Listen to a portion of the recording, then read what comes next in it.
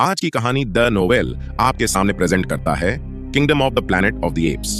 सदियों से इंसान ने धरती पर राज किया और एक ऐसा वायरस बनाया जिसने बंदरों को समझदारी दी।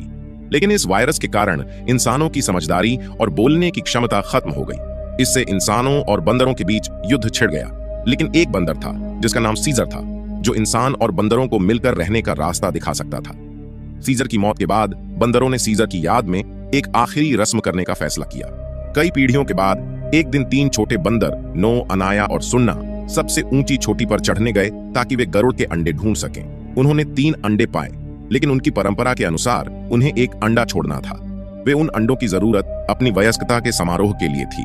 नो ने एक अंडा नहीं लिया, लेकिन उसने सबसे ऊंची चोटी पर एक और घोंसला देखा जो पहुंचने में बहुत मुश्किल था। लेकिन नो ने फिर भी चोटी पर चढ़ाई की। वह लगभग गिरते गिरते बचा, लेकिन आखिरकार उसने अंडा ले लिया। जब वह नीचे आया तो उसे यह देखकर शौक लगा कि जिस घोड़े पर वे सवार थे उसकी चादर गायब थी। पता चला कि चादर किसी ने ले ली थी। उन्होंने उस व्यक्ति का पीछा किया और घाटी के पास पहुंचे। असल में उन्हें घाटी को पार करने की अनुमति नहीं थी, लेकिन अनाया ने हिम्मत दिखाते हुए चादर उठाई। चादर पर खून था, लेकिन वह बंदर का खून नहीं था, बल्कि इंसान का खून था, जिसे वे इकोज कहते थे। गांव पहुंचने पर गांव वालों ने उनका खुशी से स्वागत किया। नो की मां अपने बेटे को ऊंची चोटी से गरुड़ का अंडा लाने पर खुश थी। उसने नो को अपने पिता से मिलने के लिए कहा, जो एक पक्षी विज्ञानी थे। नो के पिता अपने बेटे की उपलब्धि पर गर्व महसूस कर रहे थे, लेकिन उन्हें नो की चादर पर इंसानी खून की गंध आई। बंदरों के कबीले के लोग समझते थे कि इंसान दुश्मन है, इसलिए नो के पिता ने रात में इंसान को खोजने के लिए अपने सिपाहियों को भेज दिया। नो अपनी मां का मछली सुखाने वाला यंत्र ठीक कर रहा था। तभी उसे अपने झोंपड़े में एक इंसानी स्कैवेंजर नजर आया। इंसानों ने उनकी मछलियां चुरा लीं और बुरा यह हुआ कि नो का अंडा भी इंसान की वजह से टूट गया। अपने पिता को निराश नहीं करना चाहता था, इसलिए नो ने नया अंडा खोजने का फैसला किया।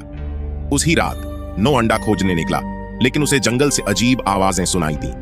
जब उसने देखा तो उसे कई मरे हुए बंदर मिले जिन्हें वह नहीं जानता था। ये नो के पिता के सिपाही थे जिन्होंने उन बंदरों को मारा था। अचानक एक और टोली आई जिसमें एक गोरिल्ला था। वे इंसानों की तलाश में आए थे। दुर्भाग्य से नो का घोड़ा बाहर आ गया और टोली ने उसे नो के कबीले को खोजने के लिए इस्तेमाल किया। गोरिल्ला की अगुवाई वाली टोली ने नो के कबीले के सभी बंदरों को इलेक्ट्रिक शॉक डिवाइस से मार डाला। नो के पिता ने उसे मदद के लिए बुलाया और नो जल्दी से ऊपर भागा। नो और उसके पिता ने सभी गरुड़ को आजाद कर दिया, लेकिन तभी गोरिल्ला आ गया, जिससे लड़ाई टालना मुश्किल हो गया। उस लड़ाई में नो ऊंचाई से गिर गया और गोरिल्ला के इलेक्ट्रिक शॉक से करंट लग गया। जब नो ने आंखें खोलीं तो उसे अपने गांव में कोई नहीं मिला, यहां तक कि उसके पिता भी मर चुके थे। नो बहुत दुखी हुआ और उसने अपने पिता को दफनाते हुए वादा किया कि वह अपने सभी कबीले के लोगों को वापस लाएगा। जाते समय नो के पीछे उसके पिता का गरुड़ उड़ रहा था और रास्ते में उसे अपनी मां के कपड़े मिले। ये नो के लिए बाहर की दुनिया देखने का पहला मौका था। गरुड़ हमेशा नो के पीछे था, लेकिन उसने उसके साथ दोस्ती नहीं की। नो अपनी यात्रा पर आगे बढ़ा और एक चोटी पर धुएं का गुब्बार देखा। उसने तुरंत उस ओर देखा जहां उसे एक ओरंगुटान मिला जिसका नाम राका था। नो ने राका को बताया कि उसके पूरे कबीले को एक हमलावर बंदर जाति ने मारा था। राका ने कहा कि उसका एक दोस्त भी उन सिपाहियों द्वारा मारा गया था। फिर राका ने नो को एक किताब दिखाई जिसमें लिखा था कि राका सीजर का अनुयायी था। राका ने बताया कि सीजर दयालु थे और इंसानों और बंदरों को एकजुट करते थे। सीजर प्राचीन समय से सभी बंदरों के कबीले का नेता था और राका सीजर का एक अनुयायी था। लेकिन दुर्भाग्य से सीजर के सभी अनुयायी मारे गए थे और राका अकेला बचा था। नो ने राका को बताया कि उसने इंसानों को देखा है और उसे लगता था कि इंसान सिर्फ परेशान करने वाले होते हैं। इसके बाद उसने कहा, एक समय की बात है जब इंसान और बंदर एक साथ रहते थे। राका ने कहा कि उस समय सीजर नाम का एक इंसान था जो हमेशा नोआ की मछलियां चुराता था। ऐसा लगता था जैसे वो इंसान नोआ का पीछा कर रहा था। इसलिए राका ने तय किया कि वो नोआ की यात्रा का अनुसरण करेगा, क्योंकि उसे इंसानों से मिलने और उन्हें जानने की बहुत इच्छा थी। एक रात जब इंसान आराम कर रहा था, वो फिर से नोआ के पास आया। नोआ ने देखा कि इंसान बहुत भूखा है। राका ने उसे खाना दिया और दया के कारण उसे एक कंबल भी दिया ताकि वो ठंड से बच सके। इस तरह स्थिति उलट गई। अब इंसान एक जानवर की तरह लग रहा था, जबकि जानवर में इंसान जैसी खूबियां थीं। उस रात नोआ टहलते टहलते एक वेधशाला में पहुंचा। वहां उसने एक टेलीस्कोप देखा जो तारों को देखने के लिए था।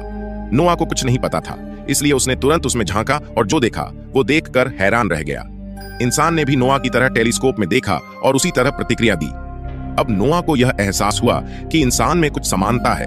नोआ ने अंततः इंसान को अपने साथ ले जाने का फैसला किया। रास्ते में उन्होंने कई झेब्राओं के झुंड देखे जिन्हें उन्होंने धारीदार घोड़े कहा। अचानक कुछ इंसान वहां पानी पीने आए। उन्हें लगा कि इंसान लगभग विलुप्त हो चुके हैं, लेकिन पता चला कि जंगल में अभी भी बहुत से लोग रहते हैं जो जानवरों की तरह जी रहे हैं। नोआ अपने कबीले की खोज में था, जबकि राका वहीं रुक गया। उसी समय सीजर ने एक नकाबपोश समूह को देखा जो इंसानों पर हमला कर रहा था, खासकर एक बच्चे को ढूंढने के लिए। नोआ को उस बच्चे पर दया आई जो भाग रहा था, इसलिए उसने मदद करने का मन बनाया। वह घास के खेत में घुस गया जहां उस बच्चे को बचाने की कोशिश करने लगा। राका ने अपने समूह को घास के मैदान को घेरने के लिए भेज दिया। अचानक बच्चे ने चिल्लाया और राका की मदद से वो लुटेरों से भाग निकलने में सफल हो गए। नोआ और राका हैरान थे क्योंकि बच्चे ने बात की और उसने नोआ का नाम भी लिया। उसका नाम मे था। मे ने बताया कि कुछ इंसान उसकी तरह बोल सकते थे, लेकिन लुटेरों ने उन्हें मार दिया। मे अब तक चुप थी क्योंकि उसे अपनी सुरक्षा करनी थी। नोआ को गुस्सा आया कि मे ने शुरुआत से ईमानदारी नहीं बरती, लेकिन अंत में उसने अपनी मां का कंबल मे को दे दिया। रात में नोआ इलेक्ट्रिक बटन को ठीक कर रहा था। फिर वे अपनी यात्रा जारी रखते हुए एक पुल पर पहुंचे जो एक तेज बहाव वाली नदी के ऊपर था। जब उन्होंने पार करने की कोशिश की, तभी अचानक गोरिल्ला और उसके सैनिकों ने हमला कर दिया। अब लड़ाई से बचना संभव नहीं था। मे और राका ने मदद की, लेकिन दुर्भाग्य से राका नदी में बह गया और नोआ भी लड़ाई में खो गया। अंत में नोआ और मे को गोरिल्ला ने पकड़ लिया और एक जगह ले गया जहां कई बंदर थे। यहां नोआ अपनी मां, अन्ना और सुन्ना के साथ फिर से मिला। दूसरी ओर मे को एक कमरे में ले जाया गया जिसमें बहुत सारे इंसानी सामान थे। पता चला कि यह कमरा एक आदमी ट्रेवन का था जिसने बंदरों के साथ गठबंधन किया था और प्रॉक्सिमस, जो बंदर का राजा था, की सेवा कर रहा था। मे को ट्रेवन से नफरत थी क्योंकि उसने बंदर कबीले से दोस्ती कर ली थी। प्रॉक्सिमस, जो वर्तमान का बंदर राजा था, अन्य बंदरों का अपहरण करके उन्हें अपना अधीनस्थ बना रहा था। वह सीजर के प्रति बहुत आसक्त था और सोचता था कि वह सीजर है, इसलिए उसने खुद को प्रॉक्सिमसदार कहा। प्रॉक्सिमस ने बंदरों को एक गेट खोलने का आदेश दिया। उस जगह पर कुछ बहुत कीमती चीज होने की उम्मीद थी। उन्होंने महीनों से कोशिश की, लेकिन अब तक गेट नहीं खोल पाए थे, इसलिए उन्होंने मे को इस जगह पर लाया। ट्रेवन चाहता था कि मे उस गेट को खोले। इस बीच नोआ ने सुन्ना से बात की। तभी प्रॉक्सिमस ने नोआ को अपने कमरे में बुलाया। मे और ट्रेवन भी वहां थे और अब अन्ना प्रॉक्सिमस की निजी सहायक बन गई थी।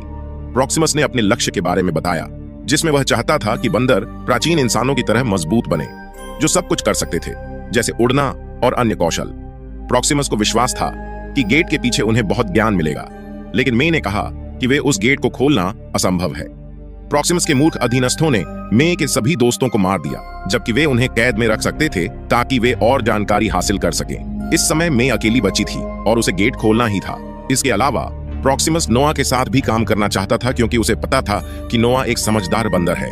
एक दिन एक चील ने नोआ को प्रेरित किया कि वह प्रॉक्सिमस से लड़े और अपने कबीले को आजाद कराए। उस रात नोआ मे के कमरे में गया ताकि यह जान सके कि वह इस जगह पर वास्तव में क्या खोज रही थी। मे ने नोआ से मदद मांगी ताकि वह गेट के अंदर की वस्तु ले सके, जो इंसानों को फिर से समझदार और बोलने में सक्षम बना सकती थी।